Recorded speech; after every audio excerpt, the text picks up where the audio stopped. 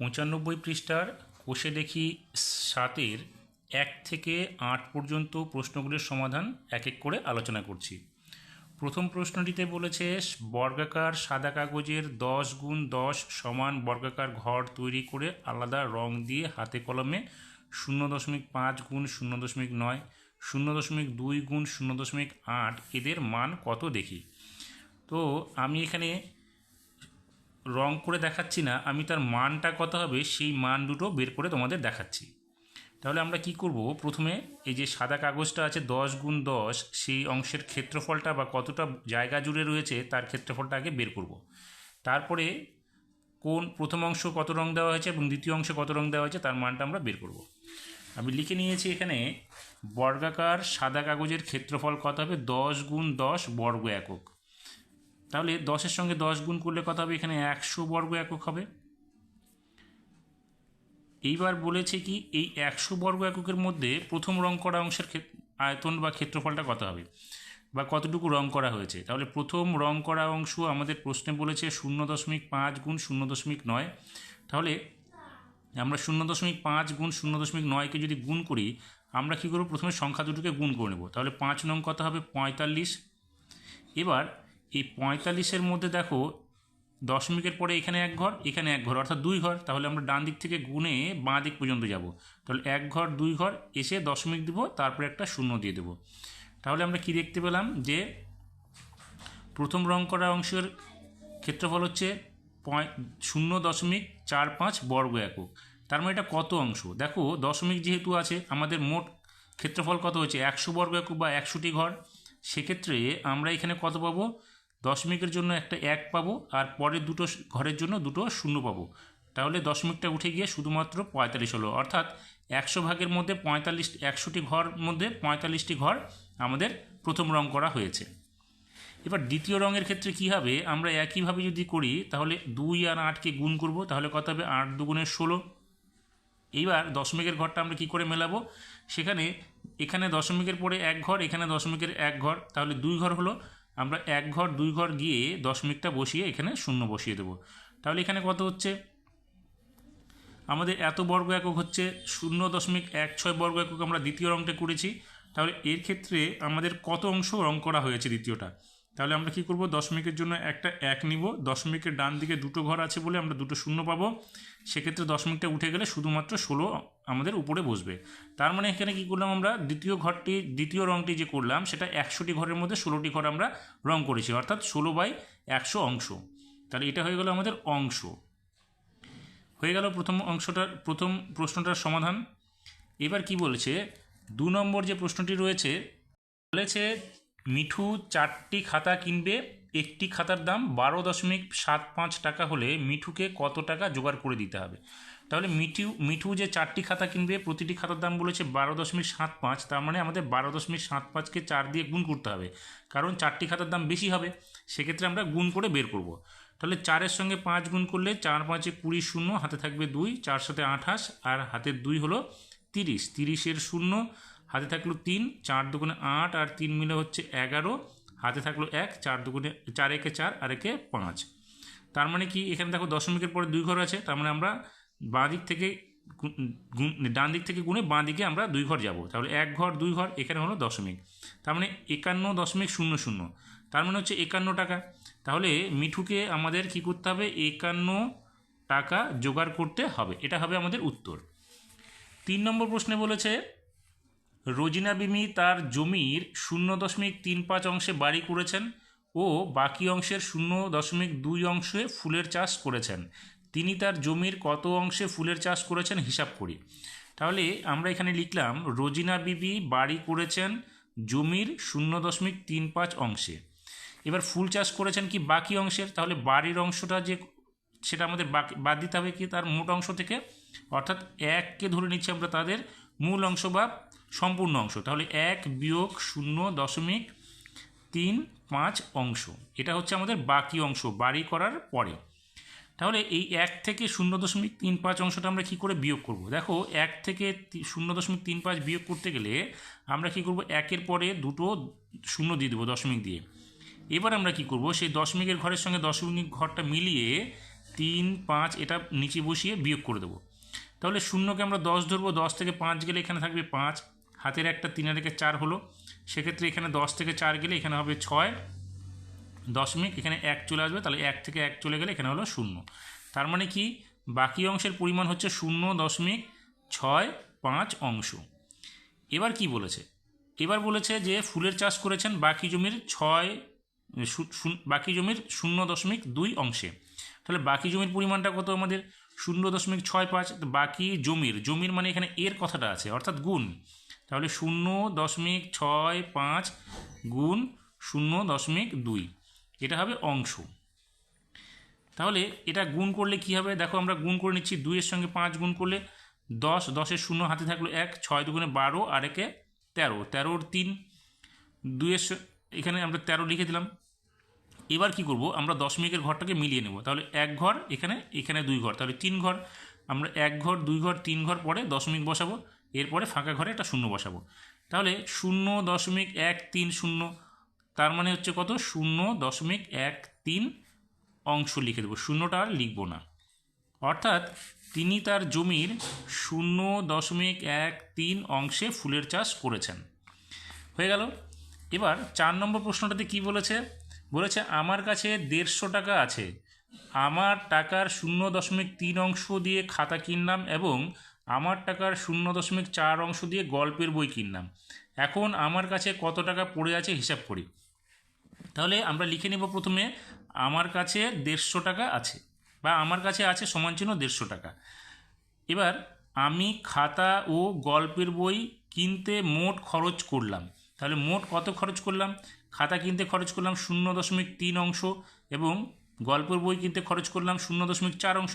তাহলে এই দুটো এক জায়গায় যোগ করে দেবো। যোগ করলে কী হবে, 4 আর 3 যোগ করলে 7 হবে, দশমিকের ঘরের সঙ্গে দশমিক মিলিয়ে দাও, তারপরে 0 বসিয়ে দাও, অথবা না পারলে কি করবে 0.3 নিচে 0.4, দশমিকের ঘরটা ঠিক মেলাবে, তারপরে সংখ্যাগুলো বসাবে। এবার যোগ করলে দেখো একই হবে, 3 আর 4 যোগ করলে 7 হলো, দশমিকের ঘরে দশমিক বসলো, 0 বসে গেল, অর্থাৎ 0.7। তাহলে এত অংশ আমরা কি করলাম, খরচ করলাম। এবার এত অংশ খরচ করলাম মানে কি, আমার কাছে 150 টাকা ছিল, তার 0.7 অংশ খরচ করলাম, অর্থাৎ এখানে আমি কি করব 150 গুণ 0.7, এই 0.7টা এখানে হয়ে যাবে আমাদের টাকা। তাহলে 150 গুণ এই দশমিকের জন্য আমরা কী পাবো, নিচে একটা 1 পাবো আর 7-এর জন্য একটা 0, অর্থাৎ দশমিকের পরে 1 ঘর আছে বলে আমরা একটা 0 পাবো। তাহলে দশমিকটা উঠে গেলে 0.7, তার মানে শুধু 7 হবে উপরে। এটা হয়ে গেল আমাদের টাকা। এবার আমরা কি করব, কাটাকাটি করব, 0 দিয়ে এখানকার একটা 0 কেটে দেবো, তাহলে আর কিছু থাকবে না নিচে। 15-এর সঙ্গে 7 গুণ করে দেবো, তাহলে কত হবে 5 7 35-এর 5, হাতে থাকলো কত 3, 7 থেকে 7 আর 3-এ 10, অর্থাৎ 105 টাকা আমি মোট খরচ করলাম। তাহলে এখন আমার কাছে কত পড়ে থাকবে, উত্তরে লিখব এখন আমার কাছে পড়ে আছে, আমার কাছে ছিল কত 150 টাকা। এবার 150 টাকা থেকে আমি 105 টাকা বাদ দেব, তাহলে কত হবে আমার কাছে 45 টাকা পড়ে থাকবে। এটা হয়ে গেল আমাদের উত্তর। 5 নম্বর প্রশ্নটাতে বলেছে আজ আমরা মোটর গাড়িতে 94.5 কিমি পথ যাব, 1 কিলোমিটার যেতে ওই মোটর গাড়ির 0.078 লিটার পেট্রোল খরচ হয়, হিসাব করে দেখি আমাদের মোট কত লিটার পেট্রোল দরকার। এই অঙ্কটা খুব ইম্পর্ট্যান্ট, পরীক্ষায় খুব আসে। তাহলে এই অঙ্কটা করতে গিয়ে আমাদের যেহেতু 1 কিমি যেতে 0.78 লিটার তেল খায়, সেক্ষেত্রে 94.5 কিমি যেতে আমাদের কত যাবে, আমরা কি করব সেটাকে গুণ করে দেবো, গুণ করলে আমরা সেই উত্তরটা পেয়ে যাব। তাহলে এবার গুণ করতে গিয়ে প্রথমে 5 দিয়ে গুণ করছি, 5 দিয়ে গুণ করলে 5 8 40-এর 0, হাতে থাকলো কত 4, 5 7 35 আর 4 39, 5 0 0 আর 3 যোগ করলে এখানে হলো 8, 5 7 35, 35 আর হাতের 4 ছিল, এখানে হলো কত 39, তাহলে 39 আর 5 0 0 3 থাকলে হাতে, এখানে হবে 3, তারপরে 5 0 0, প্রথম ঘরটা হয়ে গেল। এবার দ্বিতীয় ঘরটা 4 8 32-এর 2, হাতে থাকলো 3, 4 7 28 আর 3-এ 31, 31-এর 1, হাতে থাকলো কত 3, 4 0 0 আর 3-এ 3 হলো 4 0 0। এবার দ্বিতীয় ঘরের কাজ হয়ে গেল। এবার আমরা তৃতীয় ঘরের কাজ করব। তাহলে 8 নং 72, 72-এর 2, হাতে থাকলো 7, 7 নং 63, 64, 65, 66, 67, 68, 69, 70। 70-এর 0 হাতে থাকলো 7, 9 0 0, আর 7 যোগ করলে 7 হলো 9 0 0। এবার আমরা সংখ্যাগুলো সব যোগ করে দেবো। তাহলে এখানে হলো 0, 9 2 11 1, হাতে থাকলো 1, 3, আর এখানে 3 1 4 5 6, আর হাতের 1 মিলে হচ্ছে 7। এখানে 0 আর 3 যোগ করলে 3 হলো, এখানে 7 হলো, এখানে 0 হলো। তাহলে 1 2 3 4 ঘর পর দশমিক হবে। তাহলে 1 2 3 4 ঘর পর দশমিক হলো।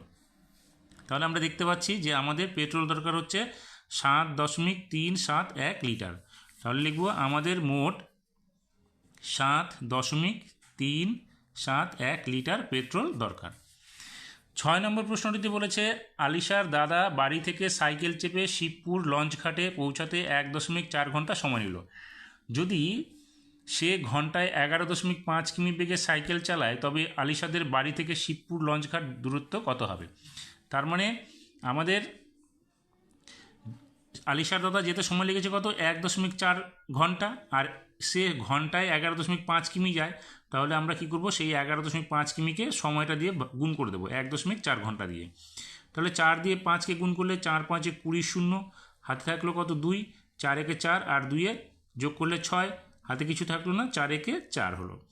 গুণ 5 1 5, 1 1 1, 1 1 1।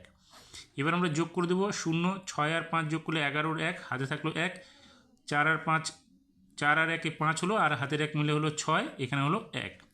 তাহলে 1 ঘর আর 1 ঘর 2 ঘর দশমিক, তাহলে 1 ঘর 1 ঘর, এখানে হলো 2 ঘর পর দশমিক। অর্থাৎ আলিশাদের বাড়ি থেকে শিবপুর লঞ্চঘাট দূরত্ব কত? 16.10 কিমি। তাহলে এখানে আমরা লিখব 16.1 কিমি দূরে। এবার 7 নম্বর যে প্রশ্নটা রয়েছে সেখানে বলেছে মা আমাকে 2.5 কিগ্রা ডাল কিনতে বললেন। 1 কিগ্রা ডালের দাম 62.50 টাকা হলে কত টাকা দোকানে যাব হিসাব করব। তাহলে কত টাকা নিয়ে দোকানে যাব? আমাদের 1 কিলো ডালের দাম কত বলেছে? 62.50। আমাদের দরকার কত? 2.5 কিগ্রা। তাহলে আমরা এটাকে কি করব, 62.50কে 2.5 দিয়ে গুণ করে দেবো।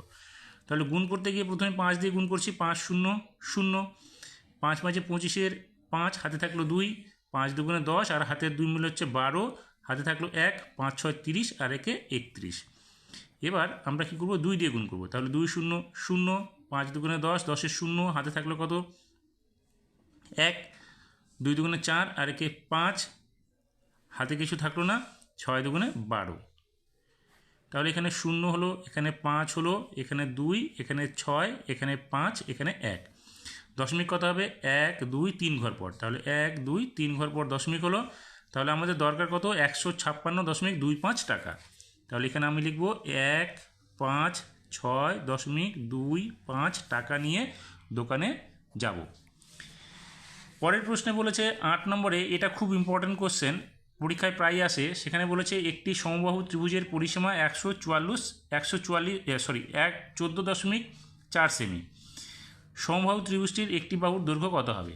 তাহলে যেহেতু সমবাহু ত্রিভুজটির পরিসীমা 14.4 সেমি, আর সমবাহু ত্রিভুজটির একটি বাহুর দৈর্ঘ্য কত হবে, অর্থাৎ ত্রিভুজের বাহুর সংখ্যা হচ্ছে 3টি, আর এখানে যেহেতু 3টি বাহু সমান হবে, যেহেতু সমবাহু, তাহলে 3 দিয়ে আমরা এই 14.4 সেমিকে ভাগ করলে আমরা তার বাহুর দৈর্ঘ্য পেয়ে যাব।